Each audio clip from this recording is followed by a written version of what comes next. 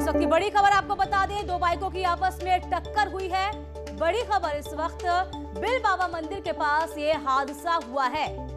बड़ी खबर इस वक्त बिल बाबा मंदिर के पास हादसा, दो बाइक सवारों की मौत हुई है। तो फिलहाल आपको बता दें कि हादसा बड़ा, घायलों को फिलहाल अस्पताल में भर्ती करा दिया गया है।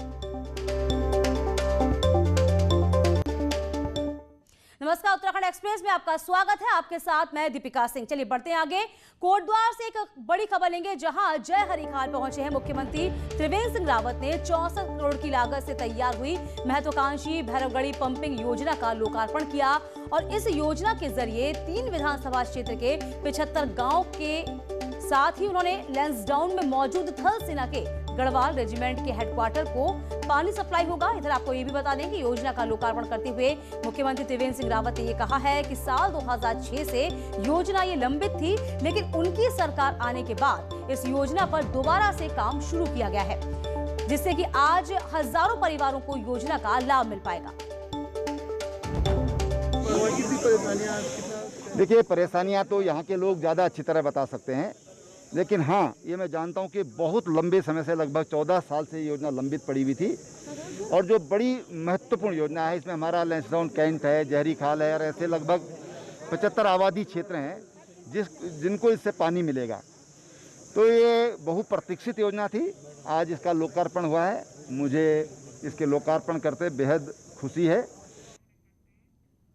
और काशीपुर से बड़ी खबर आ रही है, जहां मधुमक्खी के हमले में 3 सिपाही घायल हो गए हैं। बताया जा रहा है कि सभी सिपाही बरखेड़ी में कच्ची शराब नष्ट करने गए थे, जहां मधुमक्खियों ने उन पर हमला कर दिया। तीनों सिपाही अस्पताल में भर्ती कराए गए हैं। पूरा मामला ITI थाना क्षेत्र का बताया जा रहा है।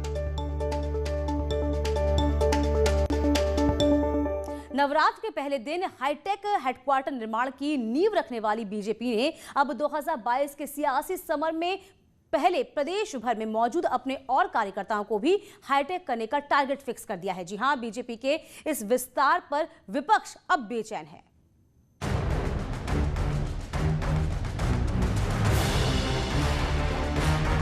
तीन एकड़ जमीन में 3 मंजिला हेडक्वार्टर बनाने की आधारशिला रखने के साथ ही बीजेपी ने ये साफ कर दिया है कि उसका विस्तारवादी रथ अब थमने वाला नहीं है।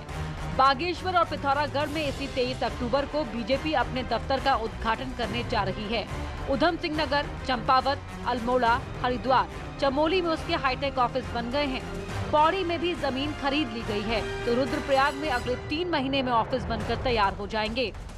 टिहरी में पुराने ऑफिस को तोड़कर 3 मंजिला ऑफिस बनाने की तैयारी है। उत्तरकाशी में खरीदे गए ऑफिस को भी नया बनाने का प्लान। नैनीताल में संभाग कार्यालय को जिला कार्यालय बनाया जा रहा है। देहरादून में हेडक्वार्टर का निर्माण पूरा होने के बाद मौजूदा प्रदेश दफ्तर में महानगर बीजेपी का ऑफिस शिफ्ट होगा। कोटद्वार, रुड़की, काशीपुर तहसीलों में भी पार्टी ने जमीन खरीद ली है। जिला कार्यालय होते हैं, जिसमें उधम सिंह नगर कार्यालय का कार्य पूरा हो गया है, बागेश्वर का कार्य निर्माण पूरा हो गया है, चंपावत निर्माण पूरा हो गया है, अल्मोड़े का निर्माण कार्य पूरा हो गया है, हरिद्वार का कार्य पूरा हो गया है, चमोली का कार्य पूरा हो गया है। सत्तारूढ़ दल के इस विस्तार को लेकर विपक्ष में बेचैनी है। कांग्रेस के राष्ट्रीय महासचिव और पूर्व सीएम हरीश रावत कहते हैं कि राज्य का विकास करने के बजाय बीजेपी अपने ऑफिस बना रही है। राज्य के अंदर कोई नई इमारत नहीं, नई भवन नहीं। आप ग्रीष्मकालीन राजधानी जिसको कागज में घोषित किया है, वहाँ बोर्ड भी नहीं लगाया है, एक ईंट आगे नहीं बढ़ी है जब से ग्रीष्मकालीन राजधानी कहा है। तो केवल राज्य के नाम केवल शब्द हैं और भाजपा के नाम पर भव्य भवन है।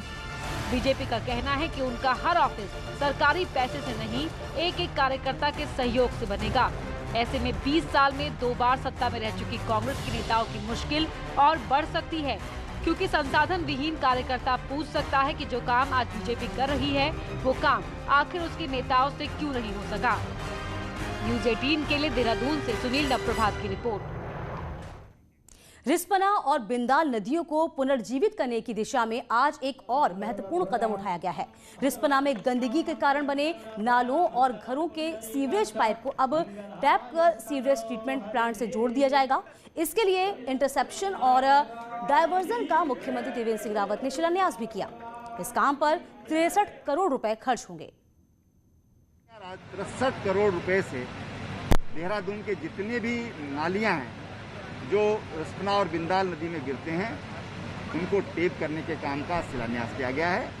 मैं समझता हूं कि गंगा की 100% निर्मलता उत्तराखंड में रहे, उसके लिए एक बहुत बड़ी शुरुआत आज हुई है।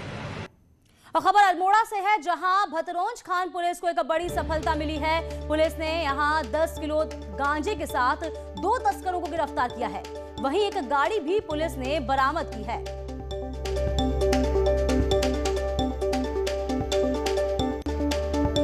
खबर रुड़की से, जहां कुटू का आटा खाने से रुड़की और उसके आसपास के क्षेत्रों में कई लोगों की तबीयत अचानक बिगड़ गई। बताया जा रहा है कि व्रत के बाद लोगों ने कुटू के आटे की रोटी खाई थी।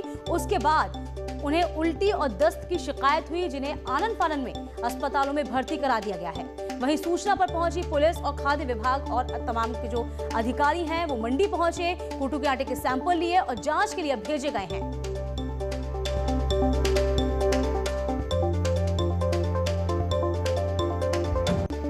रुड़की से खबर है, जहां पशु एवं मत्स्य पालन मंत्री रेखा आर्य आज मंगलौर के शैदपुरा गांव में पहुंची हैं, जहां उन्होंने मत्स्य पालन से जुड़े लोगों के साथ एक संगोष्ठी का आयोजन किया।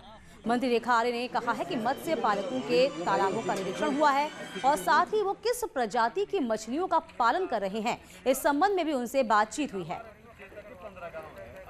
मैं हमारे जो मत्स्य पालक हैं उनके तालाबों का निरीक्षण था, वो किस प्रकार से अपने तालाबों में मत्स्य उत्पादन कर रहे हैं और किस ब्रीड की मछली का वो उत्पादन कर रहे हैं, उसको देखना और साथ साथ में उनके साथ में एक चर्चा करना कि किस प्रकार से हम उनकी समस्याओं का निस्तारण कर सकते हैं, उसको लेकर एक गोष्ठी जो है वो आयोजित की गई थी। और नैनीताल से खबर है, जहां पालिका की लापरवाही सामने आई है। मंडी दुकानदारों से परेशान लोगों ने अब इसकी शिकायत पालिका से की, तो पालिका ने सब्जी दुकानदारों को नोटिस जारी कर दिया। लेकिन उसी में एक नोटिस ऐसे इंसान को जारी कर दिया जो अब इस दुनिया में है ही नहीं। जी हां, वही नोटिस मिलने के बाद परिजनों का कहना है कि पालिका को कई बार पिता का कारोबार उनके नाम करने के लिए कहा गया, लेकिन किसी ने कोई कार्रवाई नहीं की।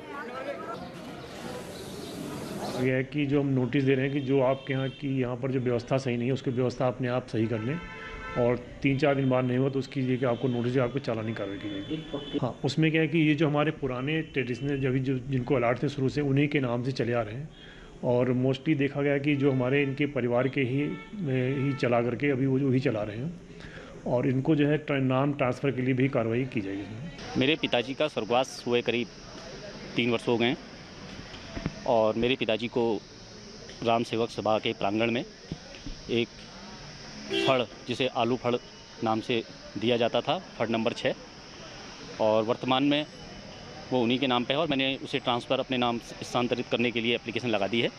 पालिका ने जिस तरह से नोटिस जारी किए हैं वो सवालों के घेरे में तो हैं ही, लेकिन मुनाफाखोर आड़ती और जो अवैध रूप से दुकानें चल रही हैं उन पर कोई कार्रवाई होगी, ये सवाल अभी भी खड़ा हुआ है। वीरेंद्र बिष्ट, न्यूज़ 18, नैनीताल। अब बुलेटिन में अब बात करते हैं कोरोना अपडेट की। तो रविवार को कोरोना के 376 नए मामले सामने आए हैं। इधर लोगों की कोरोना से मौत हुई है। फिलहाल प्रदेश में कोरोना का जो आंकड़ा है 58,000 के पार हो गया है। उत्तराखंड में 5,728 एक्टिव केस अब तक हैं। वहीं अब तक कोरोना से 927 लोगों की मौत भी हो चुकी है। तो कोरोना संक्रमित मौतों के मामले में शनिवार को एक साथ 95 मौतों का आंकड़ा बढ़ जाने से कांग्रेस ने इसे मुद्दा बनाया है।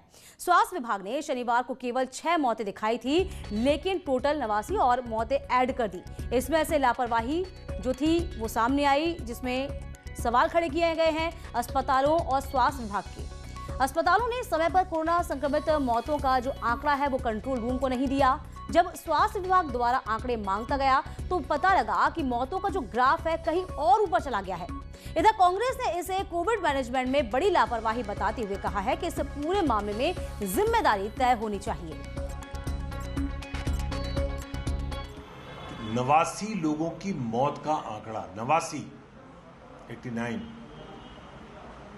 सरकार कर क्या रही है भाई? सरकार कहां कोरोना का सुपरविजन कर रही है, कहां निगरानी कर रही है, कैसे लोगों की जान बचाने के लिए काम कर रही है?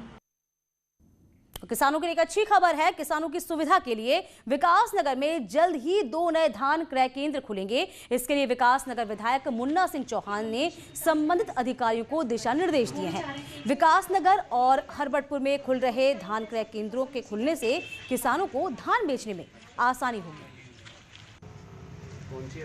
इतना हो, इसलिए मैंने आरएफसी को, रीजनल फूड कंट्रोलर को और जिले के जो हमारे प्रभारी हैं एडीएम अरविंद पांडे साहब को, उनसे कहा है कि तो विकासनगर में हमारी जो सहकारी समिति है, एक सेंटर उनको दे दिया जाए, उनके पास भी जगह है उपलब्ध, और एक जो हरपटपुर में हमारी सोसाइटी है उनके पास पर्याप्त, उनको एक एडिशनल सेंटर और दे दिया जाए।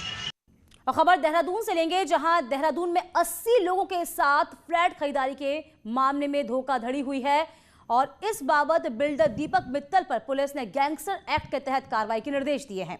पुलिस का कहना है कि फरार दीपक मित्तल की कंपनी पर 3 मुकदमे दर्ज हैं। बता दें कि बिल्डर करीब 50 करोड़ रुपए के निवेशकों से लेकर फरार हो चुका है। गैंगस्टर एक्ट में एक प्रोविज़न है कि जो प्रॉपर्टी आप इस तरह से अचीव करते हैं, जो धोखाधड़ी करके या जो क्रिमिनल एक्ट के माध्यम से आपको जो प्रॉपर्टी गेन होती है उसको अटैच करने की कार्रवाई की जा सकती है। तो उस हिसाब से उनको बताया गया है कि गैंगस्टर एक्ट में कार्रवाई करते हुए जो प्रॉपर्टी लीगल एक्ट से अचीव की गई है, क्रिमिनल एक्ट से अचीव की गई है, उसको हम कैसे अटैच कर सकते हैं, उसके बारे में जो है वो कार्रवाई की जाए। कुमाऊं विश्वविद्यालय नवंबर से नए सत्र को शुरू करने जा रहा है और इसके लिए यूनिवर्सिटी ने सभी महाविद्यालयों को निर्देश भी जारी कर दिए हैं कि 31 अक्टूबर तक प्रथम वर्ष में प्रवेश परीक्षा को पूरी कर लें ताकि छात्रों का आगे नुकसान ना हो सके। इधर कुलपति ने कहा है कि विश्वविद्यालय यूजीसी की गाइडलाइन के अनुसार नवंबर से क्लास शुरू करने की तैयारी में है। तो हम तो पूरे यूजीसी के निर्देशों का पालन कर रहे हैं और 1 नवंबर से ही जो हमारा नया सत्र है वो स्टार्ट होगा। और आजकल हमारी एडमिशन की प्रक्रिया चल रही है, जो फर्स्ट सेमेस्टर के विद्यार्थी हैं, और बहुत अच्छे एडमिशन हमारे हो रहे हैं और जल्दी ही ये एडमिशन हम समाप्त करेंगे और 1 नवंबर से हम अपनी पढ़ाई स्टार्ट कर देंगे। उत्तराखंड के दुर्गम ट्रैकों में से एक द सीक्रेट ट्रैक के नाम से भी जाना जाता है गुप्तखाल के ट्रैक को इस बार 3 युवाओं ने अक्टूबर में फतह किया है। यह ट्रैक बेहद ही चुनौतीपूर्ण है और समुद्र तल से 5700 मीटर की ऊंचाई पर है। दल ने 7 अक्टूबर को गमशाली गांव से ट्रैक की शुरुआत की थी और 17 अक्टूबर को दल सकुशल माणा पहुंचाया, जिसको द हिडन पास के नाम से जाना जाता है, गुप्तखाल द हिडन पास। आज हमने सक्सेसफुल कर लिया है। ठीक मेरे पीछे आप माना पीक देख रहे हैं और जहाँ पे अभी मैं हूँ उसकी ऊंचाई है 5830 मीटर, 19,700। चलिए बात पिथौरागढ़ की कर लेते हैं, जहां पिथौरागढ़ शहर से सटे हुए इलाकों में गुलदार ने आतंक मचाया हुआ है। गुलदार के बढ़ते आतंक को देखते हुए जनप्रतिनिधि भी अब सक्रिय हो गए हैं। ड्रोन की सहायता से हमें बाघ का चिन्हीकरण करना चाहिए, जिन पर उन्होंने सहमति जताई है। और बाघ ड्रोन के लिए हमने आपदा विभाग और आर्मी, जहां से भी हमें सहयोग मिलेगा हम उसे लेने के लिए तैयार है। इस पर अभी हमारी चर्चा हुई है। ड्रोन कैमरे की व्यवस्थाएं की जा रही है। जैसे ड्रोन कैमरे मिलते हैं तो वैसे भी हम क्षेत्र का और अच्छी तरह से देखेंगे कि उसकी गतिविधि किस क्षेत्र में ज़्यादा चल रही है, और विभाग उसमें पूरी टीम बना के क्षेत्र में गश्त कर रहे हैं। उत्तराखंड एक्सप्रेस में वक्त एक छोटे से ब्रेक का हुआ है, हम फौरन लौटेंगे, कहीं मत जाइएगा।